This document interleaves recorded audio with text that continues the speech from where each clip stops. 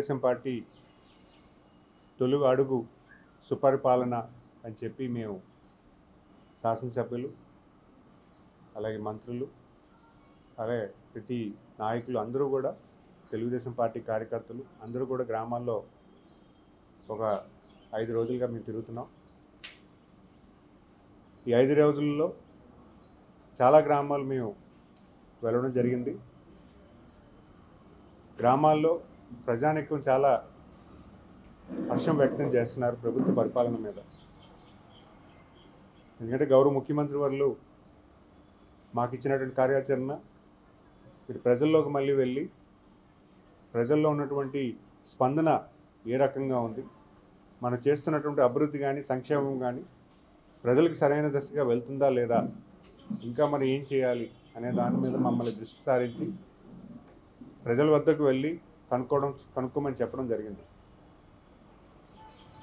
అయితే సంవత్సర కాలంలో సంక్షేమం అభివృద్ధి అని 2 కళ్ళుగా భావించినటువంటి గౌరవ ముఖ్యమంత్రి వర్యులు ఒక మంచి సుపరిపాలన ఈ రాష్ట్రానికి మన ప్రాంతానికి అందించడం జరిగింది.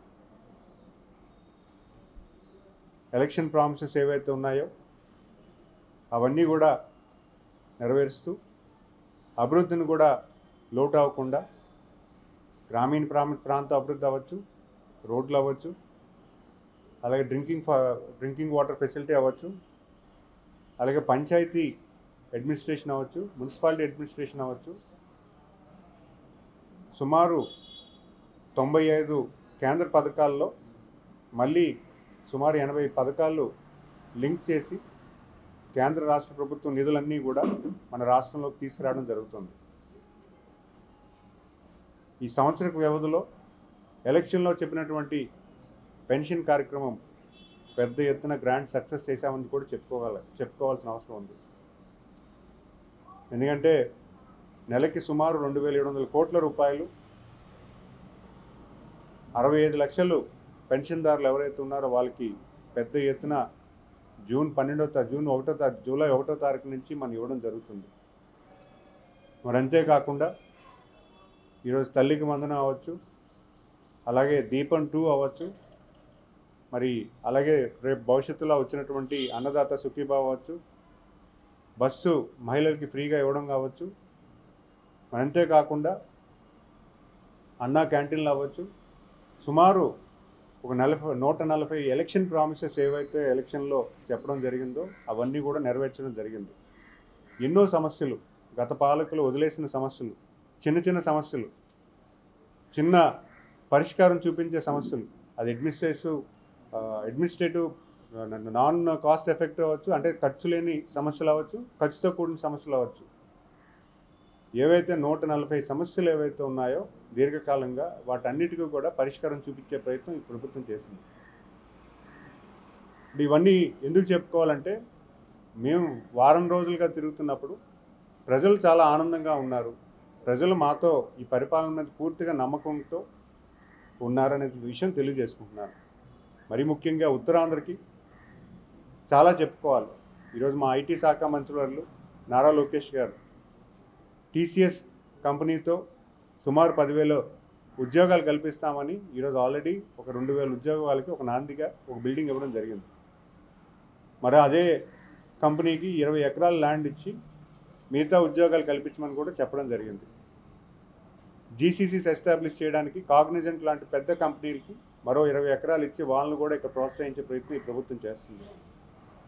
మరి అంతేకాకుండా ఉన్నటువంటి కంపెనీస్కి రెగ్యులర్గా వీళ్ళు ఎక్స్పాన్షన్స్కి ఏం చేయొచ్చు, మీకు ప్రభుత్వం నుంచి ఎటువంటి సపోర్ట్ కావాలి అనే దాని మీద బాగా ఎక్సైజ్ చేస్తే ఒక మంచి ఐటీ పాలసీ కూడా ఈ రాష్ట్రానికి తీసుకురావడం జరిగింది. మనం చూసాం దేశంలోని ప్రపంచంలో ఎక్కడ ఏ నాయకుడు చేయలేనటువంటి ఐటీ మీద ఉన్నటువంటి డెవలప్మెంటు ఇప్పుడు కొత్తగా క్వాంటమ్ వ్యాలీ అనే దాని మీద కూడా ప్రత్యేకంగా దృష్టి సారించి దాన్ని కూడా అమరావతిలో పెట్టడం జరిగింది. మరి అంతేకాకుండా ఉత్తరాంధ్రలో వచ్చినటువంటి కంపెనీస్ అన్నీ కూడా ఈరోజు ఆర్సెనల్ మెటల్ అవ్వచ్చు, గ్రీన్ హైడ్రోజన్ ఎన్టీపీసీ అవ్వచ్చు, లేకపోతే బల్క్ డ్రగ్ అవ్వచ్చు, లేకపోతే ఇప్పుడు మూలపేట దగ్గర వచ్చి చాలా కంపెనీస్ వచ్చి అక్కడ పర్సూ చేస్తున్నాయి. అక్కడ కూడా సుమారు 50,000 కోట్ల రూపాయల పెట్టుబడులతో పెట్రోకెమికల్ ఇండస్ట్రీస్ చాలా వస్తున్నాయి. మరి అలాగే భోగాపురం ఎయిర్పోర్ట్ కూడా వేగవంతం చేసి భోగాపురం సమీపం ఉన్నటువంటి టూరిజం చాలా వరకు ల్యాండ్స్ కూడా పెద్ద పెద్ద హోటల్ ఇండస్ట్రీస్కి ఇచ్చి అక్కడ కూడా టూరిజం డెవలప్ చేసే ప్రయత్నం ఈ ప్రభుత్వం కల్పిస్తుంది. ఇవన్నీ సుమారు ఒక 4 లక్షల ఇన్వెస్ట్మెంట్ ఉత్తరాంధ్రకి ఇవ్వడం జరిగింది. మరి అంతేకాకుండా ఎంఎస్ఎంఈ పార్క్స్ కూడా పెద్ద ఎత్తున చేయడం జరుగుతుంది. ప్రతి నియోజకవర్గం నుంచి ఒక ఎంఎస్ఎంఈ పార్క్ ఐడెంటిఫై చేస్తున్నాం. మరి అంతేకాకుండా మరీ ముఖ్యంగా నా డిపార్ట్మెంట్కి, సెల్ఫ్ డిపార్ట్మెంట్కి ఈ రాష్ట్రంలో ఈ సంవత్సర కాలంలో 27,000 కోట్ల రూపాయలని రుణం కింద మహిళలకు ఇవ్వడం జరిగింది. చాలా ట్రాన్స్పరెంట్ విధంగా యాన్యువల్ క్రెడిట్ ప్లాన్ అని పెట్టి, మైక్రో క్రెడిట్ ప్లాన్ అని పెట్టి మహిళలకి డైరెక్ట్గా ఒక సర్వే చేయించుకొని వాళ్ళు ఏం చేస్తారు, లైవ్లీహుడ్ ఏం చేస్తారు, కన్జంప్షన్ ఏం చేసుకుంటారు అనే దాని మీద ప్రోత్సహించి వాళ్ళకి ఆల్రెడీ మనం ఇవ్వడం జరిగింది. అది కూడా ఎగ్జిక్యూట్ చేసి లోన్స్ కూడా డిస్పర్స్ అవుతున్నాయి. మరి అంతేకాకుండా మనం ముఖ్యంగా చెప్పుకోవాల్సింది ఉత్తరాంధ్రకి. నిన్న మీటింగ్లో గౌరవ ముఖ్యమంత్రి వారు ఇరిగేషన్ ప్రాజెక్ట్స్ గురించి కూడా ప్రస్తావించడం చేయడం జరిగింది. ఇరిగేషన్ ప్రాజెక్ట్స్ ఏవైతే పెండింగ్ ఉన్నాయో వాటన్నిటిని కూడా వేగవంతం చేయమని ఒక సూచన సలహా ఇవ్వడం జరిగింది అధికారులందరికీ కూడా. సో దాని నిమిత్తమే ఈరోజు తోటపల్లి ప్రాజెక్ట్ అవ్వచ్చు, లేకపోతే శ్రీకాకుళంలో ఉన్నటువంటి ప్రాజెక్ట్స్ అవ్వచ్చు, లేకపోతే ఉత్తరాంధ్ర సుజల స్రవంతి అవ్వచ్చు, ఇవన్నీ కూడా కొంచెం స్పీడ్ అయ్యే పరిస్థితి గౌరవ ముఖ్యమంత్రి గారు ఆలోచన ఉంటే ఖచ్చితంగా మనందరం కూడా ఆయనకు ధన్యవాదాలు తెలియజేసుకోవాలి. ఎందుకంటే ఈరోజు ఇక్కడ ఉన్నటువంటి ఉత్తరాంధ్రలో ఎక్కువ మంది రైతు వారి కుటుంబాలు ఉన్నాయి. వాటికి ఈ ప్రాజెక్ట్స్ ఇవ్వడం వల్ల ఖచ్చితంగా ఒక మెరుగైన ఆర్థిక అభివృద్ధి జరుగుతుందని భావిస్తున్నాను. మరి అదేవిధంగా మరి నిన్న జరిగినటువంటి కార్యక్రమంలో నేను శ్రీకాకుళం వెళ్ళాను. అక్కడ కూడా ఉన్నటువంటి ప్రజానీకం పాల్గొంటూ వెళ్ళాను. అక్కడ కూడా ప్రజలు కూడా నిరాదరణలు తెలియజేస్తున్నారు. ఎందుకంటే ఈ ప్రభుత్వం మీద పూర్తి స్థాయిలో నమ్మకం ఉండి ప్రజలందరూ కూడా ఏ నమ్మకంతో అయితే ఓటేశారో 93% మ్యాండేట్ ఇచ్చారో అదే నమ్మకంతో ఈరోజు మమ్మల్ని స్వాగతిస్తూ మమ్మల్ని ముందుకు తీసుకెళ్తానన్న విషయాన్ని మీ అందరికీ తెలియజేసుకుంటున్నాను. వాళ్ళు చెప్పడంలో బొత్స సత్యనారాయణ గారు చెప్పడంలో చాలా బాగా చెప్పారు. ఏదో రాంగ్ మెసేజ్ పబ్లిక్ ఇస్తున్నారు. 5 ఏళ్ల కాలంలో వాళ్ళు అసలు ఏం చేశారు? వాళ్ళు ఎలక్షన్ ప్రామిస్ నెరవేర్చామని అంటున్నారు. ఏమి నెరవేర్చారు? పెన్షన్స్ 2,000 నుంచి 3,000 చేస్తున్నారు. 5 ఏళ్ళు పట్టింది. మొదటి సంవత్సరంలోనే వాళ్ళు సుమారు 6 లక్షల పెన్షన్స్ తీసేశారు. 6 లక్షల పెన్షన్స్ తీసేశారు. నేను చెప్తున్నా ఓన్లీ తీసేయడం, డెత్ ఇవన్నీ కూడా పక్కన పెడితే, అంటే డెత్ అనేది అది తీయడంలో కింద రాదు. ఎవరైతే చనిపోతారో వాళ్ళు తీసినట్టు కాదు. 6 లక్షల పెన్షన్స్ ఫస్ట్ ఇయర్లోనే గత పాలకులు తీసేశారు. ఈరోజు సంవత్సరం అయింది, ఒక్క పెన్షన్ కూడా మేము తీయలే. ఒక్క పెన్షన్ కూడా మేము తీసే ప్రయత్నం చేయలే. మేము కొత్త పెన్షన్స్ ఇస్తున్నాము, పాత పెన్షన్స్ కూడా కంటిన్యూ చేస్తున్నాం. మరి అలాగే వాళ్ళు చెప్పినటువంటి ఏ స్కీమ్ అయినా అవ్వచ్చు, అది ఆసరా అవ్వచ్చు, లేకపోతే మిగతా స్కీమ్స్ అవ్వచ్చు, ఏ దాంట్లో కూడా కంప్లీట్గా ఇవ్వలేదు. బెనిఫిషియర్స్ చాలా లిమిటెడ్గా పెట్టుకున్నారు. చాలా లిమిటెడ్గా వీళ్ళు బెనిఫిషియర్స్ పసుపు కుంకుమని గత తెలుగుదేశం ప్రభుత్వంలో ఇచ్చాం. 90 లక్షల మహిళలకు ఇచ్చాం. ఆసరా 24 లక్షలకి ఇచ్చారు. బీసీ ఉమెన్కి 45,000 ఇస్తామని చెప్పారు. 18,000తో సరిపెట్టారు. మరి వాళ్ళు చేసిన ప్రయత్నం ఏంటి? ఈరోజు ఎలక్షన్లో తల్లికి వందనం అన్నాము, ఎంతమంది మహిళలకి ఇస్తే అంతమందికి ఇస్తా ఉన్నాం, పిల్లలు ఉంటే అంతమందికి ఇస్తా ఉన్నాం, అందరికీ ఇచ్చాం. పెన్షన్స్ అందరికీ ఇస్తున్నాం, ఎవరిని తీసే ప్రయత్నం చేయలేదు. మరి ఇవన్నీ ఎందుకు మాట్లాడలేదైనా? కొన్ని అవన్నీ డెవలప్మెంట్ చేద్దాం. 5 ఏళ్ళుగా ఏం డెవలప్ చేశారు?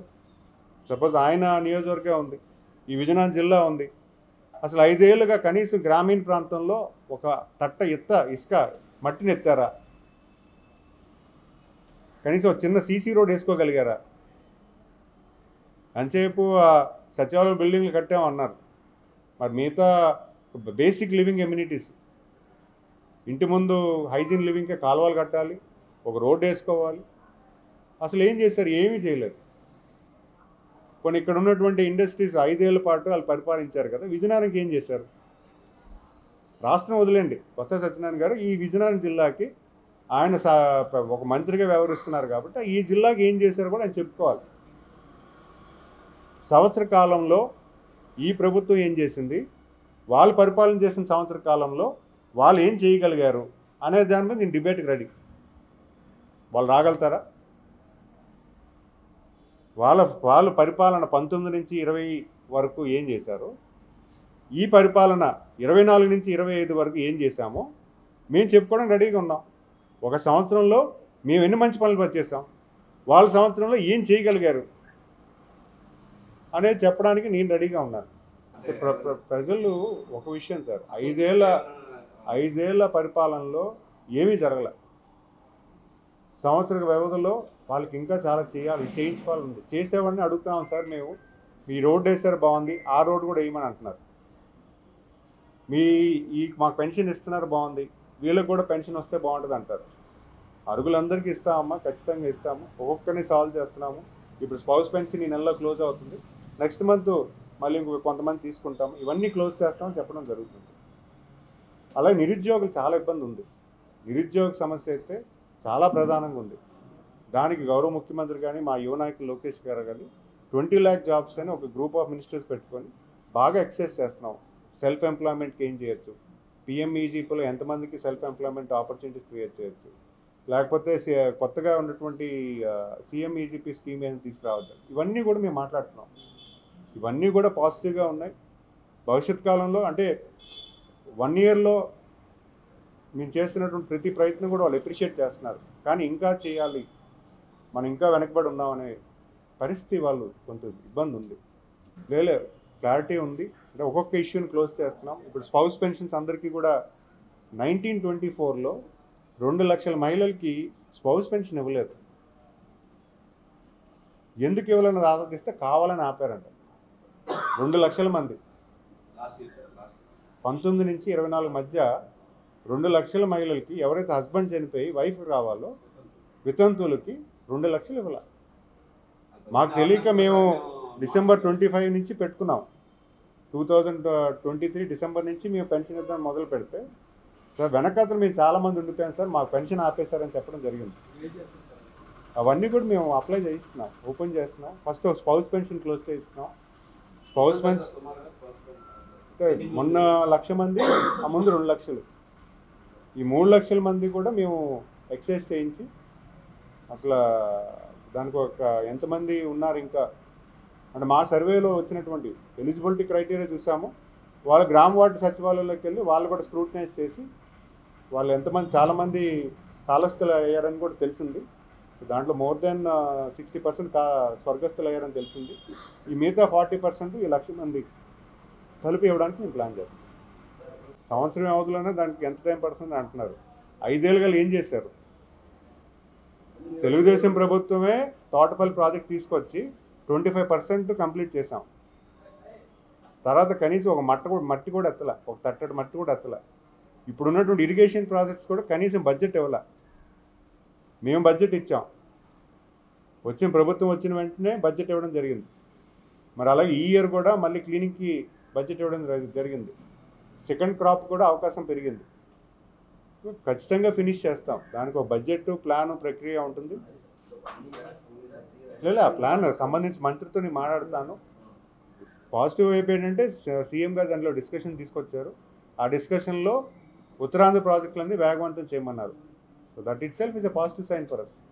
నెక్స్ట్ ఏమవుతుంది, డిపిఆర్ ఎంతవరకు వచ్చింది, రివైజ్ ఎస్టిమేట్స్ ఎప్పుడు వస్తాయి, ఆ రివైజ్ వచ్చేసి బడ్జెట్ ఎప్పుడు అలొకేట్ అవుతుంది, ఎప్పుడు దాని కాంట్రాక్టర్ వస్తారు, ఇవన్నీ కూడా క్రమేణా అవుతుంది. Thank you. తెలుగులో ఫాస్టెస్ట్ న్యూస్ ఇప్పుడు కొత్త అవతారంలో 5 సెకండ్లోనే పూర్తి వార్తా సమాచారం మీ చేతిలో. సోషల్ మీడియా ట్రెండ్స్ మీ కళ్ళ ముందుకే live TV and voice search ఆప్షన్స్తో ఇప్పుడే డౌన్లోడ్ చేయండి. యాప్ లింక్ డిస్క్రిప్షన్లో ఉంది.